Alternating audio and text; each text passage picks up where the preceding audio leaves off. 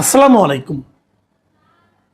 প্রিয় দর্শক, শুরুতেই বলে নেই, এই যে ইরানের সঙ্গে যুদ্ধ হচ্ছে যুক্তরাষ্ট্র এবং ইসরায়েলের, এটা একটা অসম যুদ্ধ। অসম যুদ্ধ এই অর্থে যে ইসরায়েল কিংবা আমেরিকা, যাকেই বলি না কেন, এককভাবে এই দুই দেশের যে কোনো দেশের সামরিক শক্তি, এবং সামরিক শক্তি বলতে মানে সামরিক যে আপনার পারমাণবিক শক্তি বলেন অথবা যুদ্ধাস্ত্র বলেন, এগুলো ইরানের চেয়ে বেশি আছে। একজনেরই বেশি আছে, তো দুজন তো আরও বেশি আছে। সেই হিসেবে এটা একটা শক্তিমত্তার বিবেচনায় একটা অসম যুদ্ধ। কিন্তু বাস্তবতা কি হচ্ছে? অসম যুদ্ধে অনেক সময় অনেক কিছু হয়। আপনারা নিশ্চয়ই আমাদের ইসলামের ইতিহাসে যে বিখ্যাত একটা যুদ্ধ আছে, বদরের যুদ্ধ, সেটাও জানেন। সেটাও কিন্তু শুরুতে অনেকে মনে করেছিল একটা অসম যুদ্ধ। মাত্র 313 জন সৈন্য নিয়ে কিন্তু ওদের 1000-এর উপরে সৈন্য ছিল। অসম যুদ্ধ ছিল, কিন্তু সেই যুদ্ধেও কিন্তু একটা পরাজয় হয়েছে। এমনকি আমাদের মুক্তিযুদ্ধে আমাদের মুক্তিযোদ্ধাদের সঙ্গে পাকিস্তানি বাহিনীর যদি যুদ্ধাস্ত্রের কথা আমরা বিবেচনা করি, তাদের যে সমস্ত অস্ত্রশস্ত্র ছিল, আমাদের কাছে কী ছিল বলেন? 303 রাইফেল ছাড়া। টোটালি একটা অসম যুদ্ধ ছিল। কিন্তু যুদ্ধাস্ত্র কার কী আছে সেটা যেমন জরুরি, তেমনি এই যুদ্ধে যারা লড়াই করছে তাদের কি মনোভাব সেটাও তেমন জরুরি। একদল যুদ্ধ করে দখল করার জন্য, আরেক দল যুদ্ধ করে নিজেদেরকে রক্ষা করার জন্য। যে রক্ষা করার জন্য যুদ্ধ করে সে কিন্তু মরিয়া, কারণ সে রক্ষা করতে না পারলে তার অস্তিত্ব বিলীন হয়ে যাবে। আর যে দখল করার জন্য যুদ্ধ করে, তার দখল একটু পরে হলেও চলে, একটু আগে হলেও চলে, তারা কিন্তু মরিয়া না অতটা। তাদের মধ্যে একটা কুচিন্তা কাজ করে, বদ মতলব কাজ করে। আর যারা রক্ষা করতে চায়, যারা নাকি না আত্মরক্ষার জন্য যারা যুদ্ধ করে, তারা কিন্তু বেপরোয়া, মরিয়া হয়ে যায়। তারা ভাবে, যারা জানে যে হয় জয় করো অথবা মরে যাও। ইরানের এখন সে অবস্থা। ইরানের অত বেশি অস্ত্র নাই, ইরানের পারমাণবিক অস্ত্র নাই, এগুলি নাই, কিছু নাই। তারপরেও এখন পর্যন্ত আমরা যতটুকু দেখতে পাচ্ছি, যুদ্ধে কি যুক্তরাষ্ট্র বা ইসরায়েল খুব সুবিধা করতে পারছে? ভেবে দেখুন একবার, খুব কি সুবিধা করতে পারছে? আমি কিন্তু তা মনে করি না। আপনারা দেখবেন মধ্যপ্রাচ্যের বিভিন্ন দেশে যুক্তরাষ্ট্রের যারা নাগরিক আছে, এরই মধ্যে যুক্তরাষ্ট্রের কাছে যুক্তরাষ্ট্র তাদেরকে বলেছে যে তারা যেন ওই দেশগুলো ছেড়ে চলে যায় নিরাপদ স্থলে। মানে অনেক দেশ, এই যে কাতার, কুয়েত, তারপর ওমান, সৌদি আরব এবং আপনার ইউএই, এই সমস্ত দেশে যে প্রচুর মানে যুক্তরাষ্ট্রের নাগরিকরা আছে, তারা কিন্তু এই দেশগুলো ত্যাগ করে চলে যাচ্ছে। যুক্তরাষ্ট্রেই বলছে তোমার দেশ থেকে চলে যাও। কেন? এক ইরানের ভয়ে। এবং এই সমস্ত দেশগুলোতে যুক্তরাষ্ট্রের যে বিভিন্ন রকম আপনার ঘাঁটি আছে, যে ঘাঁটিগুলো ব্যবহার করে তারা বিভিন্ন দেশের উপর আক্রমণ করত, যেমন ইরানের উপর আক্রমণ করত, সেই ঘাঁটিগুলির মধ্যে কিন্তু অনেকগুলি ঘাঁটিতে কিন্তু আতঙ্ক ছড়িয়ে পড়েছে। এই বুঝি ইরানের মিসাইল সেখানে পড়ছে।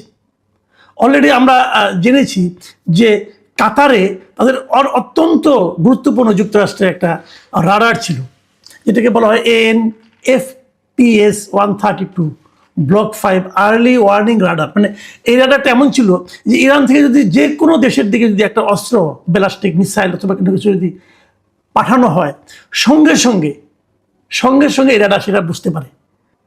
ইরান কিন্তু এই রাডারটিকে ধ্বংস করে দিয়েছে। এই রাডারটার দাম, এটা করতে তাদের খরচ হয়েছে $1.1 বিলিয়ন।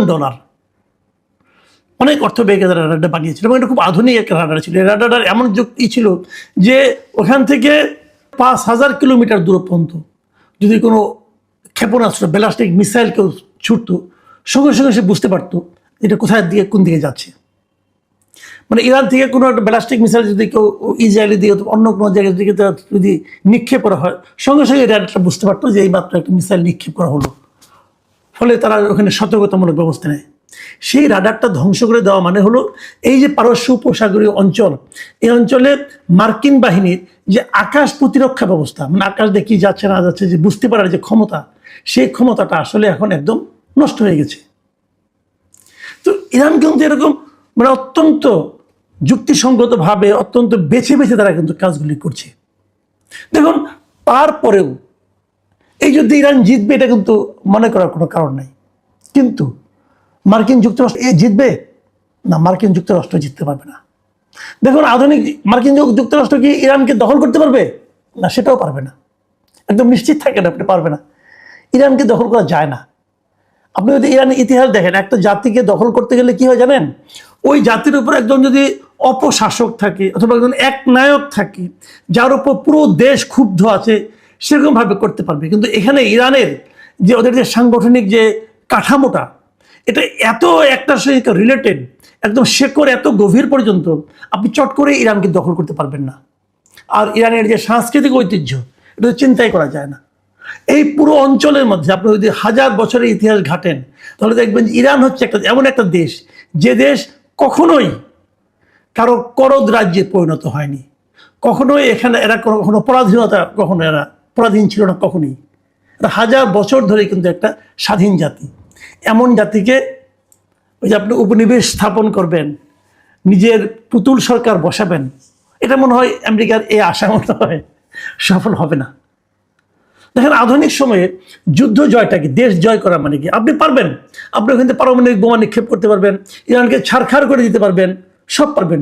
কিন্তু সেই ছারখার করে দেওয়া ছায়ের নিচ থেকে নতুন এক ইরান গজিয়ে আসবে, ওটাকে আপনি থামাতে পারবেন না।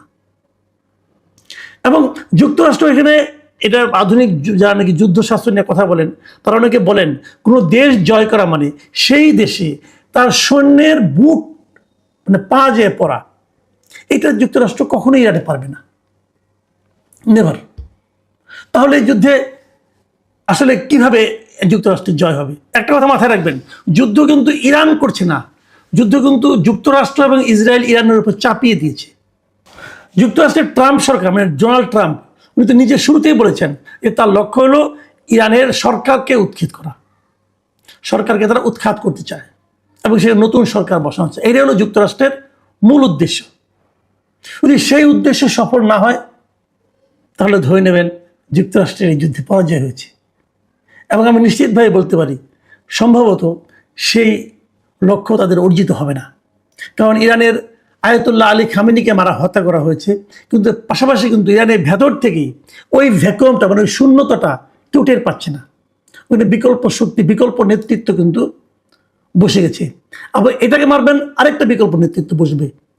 সরকার উৎখাত সম্ভব হবে না। এটা হতো যদি ইরানের অভ্যন্তরে এই সরকারের এগেনস্টে একটা শক্তিশালী শক্তি, এক বা একাধিক, তারা যদি থাকতো। কিন্তু ওখানে ইরানের অভ্যন্তরে যারা এতদিন খামেনি সরকারের বিভিন্ন অনুশাসন, বিভিন্ন পদক্ষেপের সমালোচনা করত, তারাও কিন্তু এই যুদ্ধে এখন ঐক্যবদ্ধ হয়ে গেছে। এবং সবাই মিলে কিন্তু যুক্তরাষ্ট্র এবং ইসরায়েলের যে আগ্রাসন, তাদের যে আক্রমণ, তার প্রতিহত করার জন্য তারা সবাই কিন্তু ঐক্যবদ্ধ হয়ে গেছে। ঐক্যবদ্ধ জাতিকে হারানো না বড় কঠিন। বিপরীত দিকে দেখেন, এরই মধ্যে যুক্তরাষ্ট্রের ভেতরেই এই যুদ্ধের বিরুদ্ধে মানুষের মধ্যে এক ধরনের প্রতিবাদ দেখা যাচ্ছে। এরই মধ্যে দেখা গেছে যে যুক্তরাষ্ট্রের প্রতি 4 জনের মধ্যে 3 জনই এই যুদ্ধের বিরোধিতা করছে। যুক্তরাষ্ট্রে যে সাধারণ মানুষ আছে, তাদের মধ্যে প্রতি 4 জনের 3 জন, মানে শতকরা 75% মানুষ এই যুদ্ধের বিরোধিতা করছে। যুদ্ধের পক্ষে আছে মাত্র 25% মানুষ। ডোনাল্ড ট্রাম্প তার দেশের অভ্যন্তরে এই যে জনমত, এই যে বিরুদ্ধ জনমত, তাকে কতক্ষণ সে সহ্য করতে পারবে, এটা নিয়েও কিন্তু অনেক শঙ্কা আছে। এখন আজকে যদি ডোনাল্ড ট্রাম্প যুদ্ধের রণভঙ্গ দেয়, নানা রকম আলোচনা করি, এর মধ্যে কিন্তু নানা রকম প্রস্তাব যাচ্ছে যে আসো আলোচনা করি, অমুক করি, তমুক করি, কিন্তু ইরানের পক্ষ থেকে কিন্তু সে সমস্ত প্রস্তাবকে মোটেই গুরুত্ব দেওয়া হচ্ছে না। তাহলে ফলাফল, যুদ্ধ কতদিন টিকবে আমরা জানি না, কিন্তু আমি এটা নিশ্চিত করে বলতে পারি, এই অসম যুদ্ধেও যুক্তরাষ্ট্রের আসলে এক ধরনের নৈতিক পরাজয়, যেটা অলরেডি হয়েই গেছে, এটা কিন্তু আগামী দিনগুলোতে আরো বাড়তে থাকবে। আবার বিপরীত দিকে আরেকটা সাইড ইফেক্ট, যেটাকে আমরা বলি, সেই সাইড ইফেক্টে আক্রান্ত হবো আমরা। এই যুদ্ধ যদি 2 সপ্তাহের মতো চলে, তাহলে আমাদের কিন্তু অবস্থা খারাপ হয়ে যাবে। আমাদের এখানে তেলের দাম, জ্বালানি তেলের দাম বেড়ে যাবে, ডিজেলের দাম বাড়বে, অকটেনের দাম বাড়বে, petrol, furnace oil, jet fuel, সব কিছুর দাম কিন্তু বেড়ে যাবে। এবং যদি তেলের দাম বাড়ে, জ্বালানি তেলের দাম বাড়ে, তাহলে তার প্রভাব, তার নেতিবাচক প্রভাব সমস্ত দ্রব্যের মধ্যে পড়বে। সমস্ত দ্রব্য মূল্যে তার নেতিবাচক প্রভাবটা পড়বে। নতুন সরকার আমাদের এসেছে, বিএনপি সরকার, তারা এই আচমকা যে এই সংকট কিন্তু, মানে এটা যে আসবে, এটা তো কেউ জানতো না।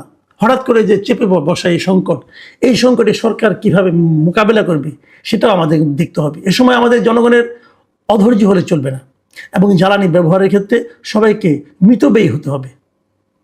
আমরা প্রত্যাশা করব যাতে নাকি যুদ্ধ দীর্ঘস্থায়ী না হয়, যুদ্ধ তাড়াতাড়ি শেষ হয়ে গেলেই সবার শান্তি। এবং পুরো বিশ্বের আপনারা জানেন যে আকাশপথ এখন প্রায় অচল অবস্থায় পড়ে গেছে। এই করোনার সময় যেমন হয়েছিল এখন অনেকটা সেরকম, ফ্লাইটগুলো যাচ্ছে না, এক দেশ থেকে এক দেশে যাচ্ছে না এবং একটা ভয়ঙ্কর অবস্থা। সেই সমস্যার সমাধান কীভাবে হবে আমরা জানি না, তবে আমি নিশ্চিত দেখতে পাচ্ছি এই যুদ্ধে ট্রাম্পের খুব একটা লাভ হচ্ছে। ওনার যে যুদ্ধংদেহী যে চেহারা, সেই চেহারা আমার ধারণা খুব শিগগিরই ম্রিয়মান হয়ে যাবে। হয়তো তারা যুদ্ধে জিতবে, হয়তো ইরানকে তারা ছাড়খাড় করে দিবে, কিন্তু আলটিমেটলি তাদের যুদ্ধে জয় হবে না, বরং যা হবে সেটাই তাদের পরাজয়। প্রিয় দর্শক, এখন এই পর্যন্তই।